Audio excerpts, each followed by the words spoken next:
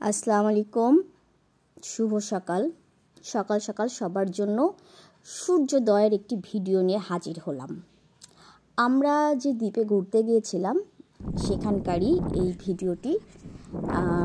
পুরো ভিডিওটা দেখাবো আমি সূর্যোদয়ের সময়টা। তো যেহেতু সূর্যাস্ত দেখছি, সূর্যোদয় না দেখলে হয়, তো আমরা একদিন ছুটছিলাম সূর্যোদয় দেখার জন্য। পরপর 2 দিন সকালে আমাদের মিস হয়ে গেছে, আমরা সকাল সকাল ঘুম থেকে উঠতে পারিনি বিধায় সেই দিন পণ করেছিলাম সেদিন রাতে যে আমাদের সকালে উঠতেই হবে, সূর্যোদয় দেখতেই হবে। তো যেই কথা সেই কাজ, 2 জন ছুটছি। আমাদের বাসার কাছাকাছি এই সাইডটা ছিল যে থেকে সূর্য উদয় হচ্ছে আর কি। তারপরে যাচ্ছি, ছুটছি, দেখতেই পাচ্ছেন হাত কাঁপছে, কারণ আমরা দৌড়াচ্ছি আর ভিডিও করছি। তো আকাশ লাল হয়ে উঠেছে, সূর্যও হালকা উকি দিচ্ছে। আসলে কি, সূর্যাস্ত দেখতে যতটা সুন্দর লাগে বা মানুষ উপভোগ করে, আমার মনে হয় সূর্যোদয় তেমনটা মানুষ উপভোগ করে না। সূর্যাস্তটাই বেশি সৌন্দর্য একটা, কি বলবো, ওইটাই সুন্দর বেশি লাগে, আমি যেটা কম্পেয়ার করেছি। যাই হোক, আমরা হাঁটতে হাঁটতে দেখি যে সূর্য ওঠা শুরু হয়ে গেছে, পানির মধ্যে থেকে সূর্য উঠছে, একদম পুরা আকাশ লাল করে নিয়ে। দেখেন, আমি সূর্যের দিকে ক্যামেরাটা ধরে আছি বিধায় সব কিছু অন্ধকার লাগছে। একদম পুরাটা আকাশ লাল হয়ে গেছে, দেখতে পাচ্ছেন তো, সূর্য কিন্তু উঠছে। আমার এক বন্ধু আমার একটা শর্টস দেখে বলেছিল যে আমাদেরকে তো সূর্যোদয় দেখানো হলো না। তো বন্ধু, এই যে আমি সূর্যোদয়টা কিন্তু দেখাচ্ছি, একদম পুরো সূর্যোদয়ের ভিডিওটাই আমি তৈরি করে আমি আপনাদের সামনে তুলে ধরেছি। আর এই যে দেখছেন যে এখানে আমরা রাস্তাতে হাঁটছি, এক সাইডে সমুদ্র আর একটা সাইডে আছে কৃত্রিম লেক। একটা গাড়ি আসছে, অনেকে গাড়ি নিয়েও সূর্যোদয় দেখতে এসেছিল, সূর্যোদয় দেখা শেষ তারা গাড়ি নিয়ে ফিরে যাচ্ছে।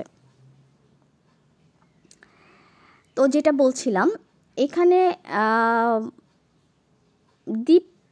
এই দ্বীপে এক একটি বীজ এক এক রকম। যেমন এই জায়গাটায় এসেছি, এখানকার পানিটা এটা ঠিক বীজ না, আমাদের বাসার কাছাকাছি এটা। এই যে এটা দেখতে পাচ্ছেন পানি, এই সাইডটাতে কিন্তু সমুদ্র, এটা একদম স্থির পানি। বলতে পারেন যে আমরা যদি বলি, আমাদের দেশের কথা যদি বলি, এখানে অনেকেই নাটোরের চলন বিল চেনেন। কিছুটা আমি চলন বিলের মতন আমার লাগছিল যখন আমি ওই জায়গাটাতে দাঁড়িয়েছি একদম, কারণ আমাদের নদীগুলোও কিন্তু যথেষ্ট ঢেউ থাকে। তো দেখেন, সমুদ্র দেখে মনেই হচ্ছে না, চলন বিল বলতে পারেন অথবা সান্তাহারের রক্তদয় বিলও বলতে পারেন।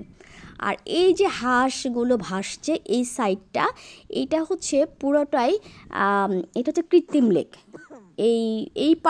এই পার সমুদ্র থেকে একটা বাঁধের মাধ্যমে, এখানে একটা বাঁধ আছে, সেই বাঁধের মাধ্যমে এই সাইডে পানিটা নেওয়া হয়।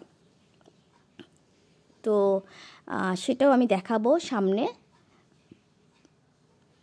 একদম সূর্যের আলোয় কি বলবো, আমি আলোকিত হয়ে গেছি, দেখতে পাচ্ছেন। আর এত ঠান্ডা, যেহেতু এপ্রিল মাসে গিয়েছি, আর আমরা একটা ইনফরমেশন পেয়েছিলাম ওখানে অনেক ঠান্ডা, যার কারণে কাপড় চোপড় ওইরকম একটা প্রিপারেশন নিয়েই আমরা গিয়েছিলাম কাপড় চোপড়ের। আর একটু দেখায় কাছ থেকে, এই যে দেখেন, এটা হচ্ছে লেক, একদিকে লেক একদিকে সমুদ্র, আর আরেকদিকে সমুদ্র। আমি সব বিচের ভিডিওগুলোই দেখাবো, আপনারা দেখলে বুঝতেই পারবেন। কোথাও কোথাও অস্থির ঢেউ, কোথাও কোথাও আমাদের সেন্ট মার্টিনের মতন ঢেউ, আবার কোথায় খুবই ক্ষিপ্ত। পানি যাওয়ার ব্যবস্থা, এই যে এখানে যে বাঁধ দেখা যাচ্ছে, মূলত দেখেন পানি এখানে স্থির, এটা কিন্তু সমুদ্রের সাইডটা, পানি স্থির। এই বাঁধ দিয়েই পানিটা আসে ওই কৃত্রিম লেকে। দেখেন, এই যে ওখানে লেখাই ছিল, আর একটু ক্লোজ করে দেখাই, এটা হচ্ছে বাঁধ। এই বাঁধ থেকে এই দেখুন, এটা হচ্ছে এই সাইডটা হচ্ছে লেক, এটা কৃত্রিম লেক, তৈরি লেক। ওইখানকার পানি দিয়েই এই লেকটা তৈরি। যাই হোক, আমরা এরকম দেখতে দেখতে ভিডিও করতে করতে ফিরে যাচ্ছি আমাদের বাসায়, কারণ আমাদের ওইভাবে ফ্রেশ হওয়া হয় নাই। ফ্রেশ হব, নাস্তা করব, তারপর আবার বের হয়ে যাব পাহাড় আর সমুদ্র দেখতে কোনো একটা সাইডের বিচে। এখানে আচ্ছা দেখাবো, যখন দেখাবো তখন বলবো। তো আজকে এ পর্যন্তই। সবাই ভালো থাকবেন, সুস্থ থাকবেন, আবার দেখা হবে।